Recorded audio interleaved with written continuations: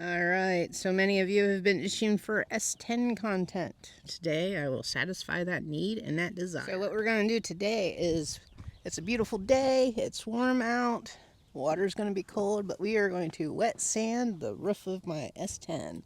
So this has been a long time in the making. As you can see, I did this on a very windy day, and I also tried to get as much filler primer out of the cans as I could, so you can really see the rough texture and that on the roof. So I think wet sanding it will give it that smoothness like I was able to do up here, and get rid of the run here, kind of take care of that. And then once we get this wet sanded and get it nice and smooth on it, and also the weather stripping for the windshield, we'll do that first and then install the visor, and then we can install the moon visor. And then since the headliner is out of this, we will be able to see if we have any leaks with it, because I want to make sure before I put the soundproofing barrier up and also the headliner that we don't have any leaks, because if we have leaks we got to tear all that back down and then we got to start all over again. So I'm going to wet this down and start sanding and see what we get. I'm just using a 600 grit sandpaper. I'm doing very light. I don't know if you can see the difference in where I sanded it. Like I said, I just want to get the roughness off of it. And then I'll sand that all off and then I'll spray it down. I'll check it to make sure it's pretty smooth. So like I said, 600 grit, really light. I'm not putting a lot of pressure on it. I just want enough to get it nice and smooth, so that way when I do decide to paint, which I may just rattle can the top here just to give it a little bit of something, but now it's nice and smooth. And now it'll take a nice coat of paint. You can see the primer that's coming off of it, the filler and that. So I'll spray this down again and I'll just sand the rest of it. It shouldn't take me very long to do this. This is probably the biggest challenge, is getting this run out of the paint, or out of the primer there. Then I'll have to take all this old tape off and clean the windshield and that. And then what I'll do is install the seal that goes around the windshield and get that done, and then install the moon visor. So I worked this area where this run is. I've got a lot of it out.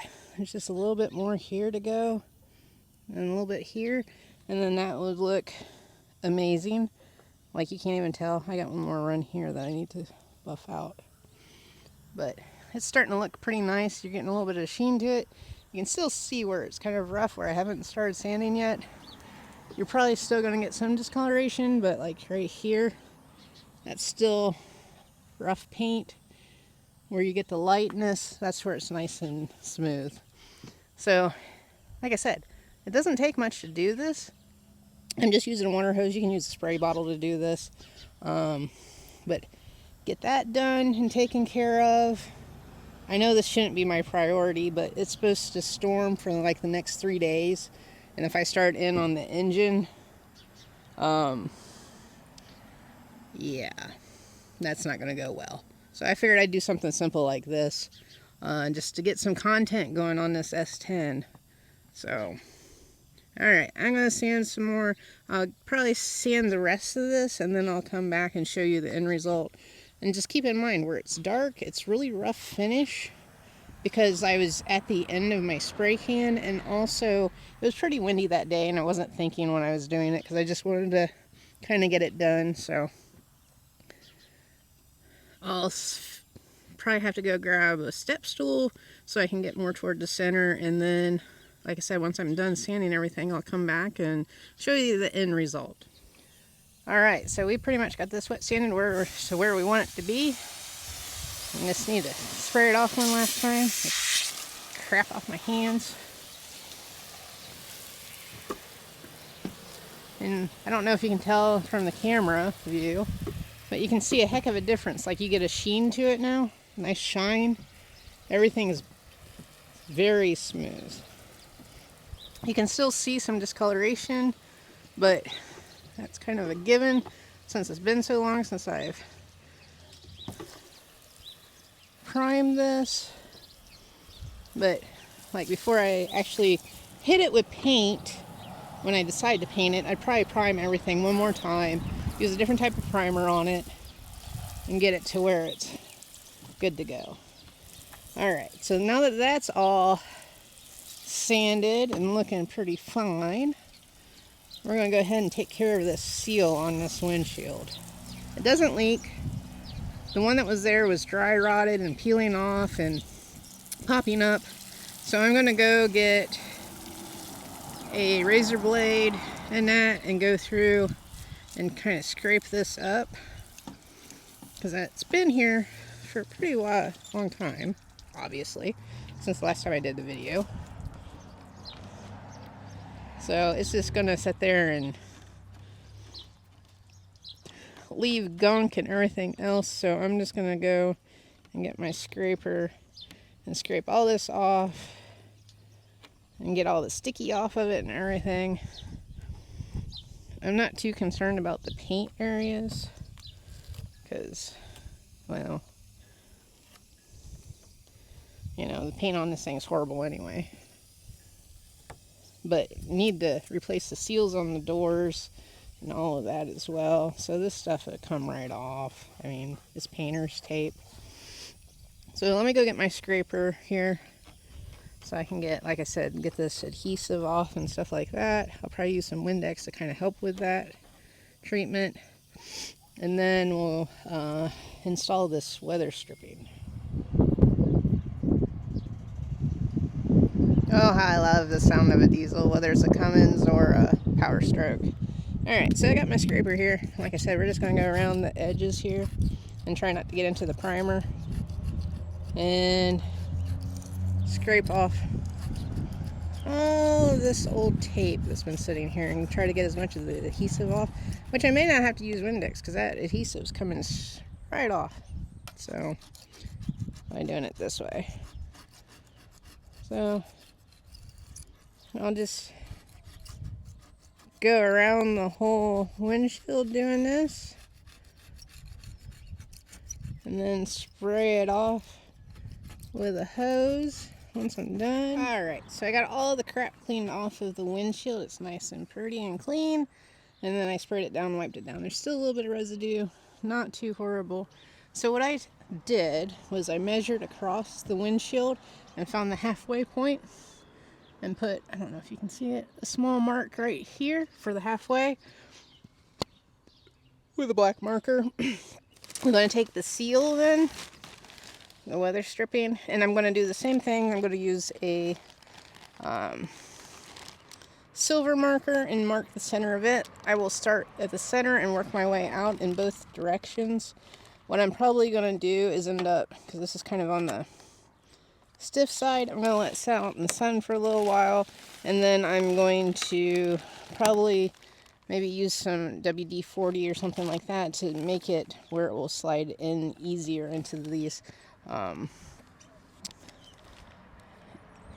slots or whatever you want to call it, into the opening, the gap. We'll go with the gap. So to make it easier to slide into. Alright, so this thing's been sitting in the sun for a little while. It's getting a little bit more pliable, but I don't think it's going to get very. I put a mark on it here, but you can see there is a cut here that shows the center. So we'll line it up with our mark up on the windshield itself. And we'll kind of start placing it around to see, because it has a pre-bent where it goes around this radius here. So, yeah, we'll try that. I have a couple of different types of rubber mallets. I have some lubrication to spray on this to help push it down in. We'll see whether we can do this without breaking our windshield. I'm hoping this does not happen, but we will see. So I'll get it started because I'm going to have two hands. Tripod is MIA right now, so we'll get this thing. So I got this side started. You can see where there's still a gap here. It's tied up at the top, not so much at the bottom here. I put some painter's tape on it to hold it in place.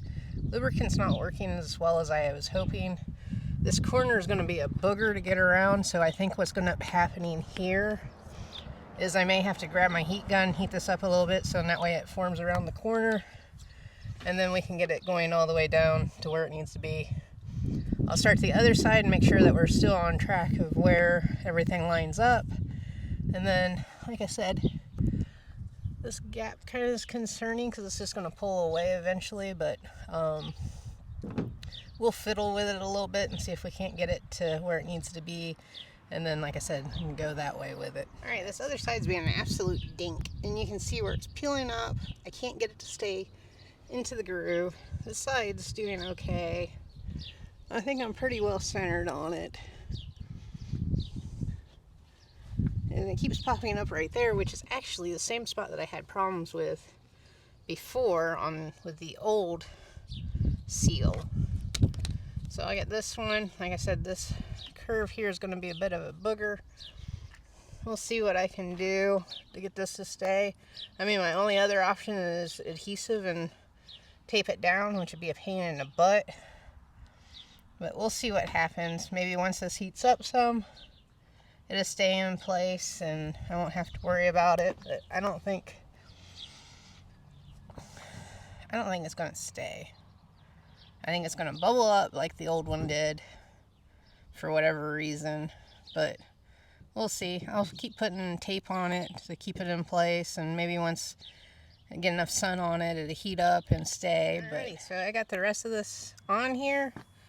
Once again, still wanting to pop up in the center here.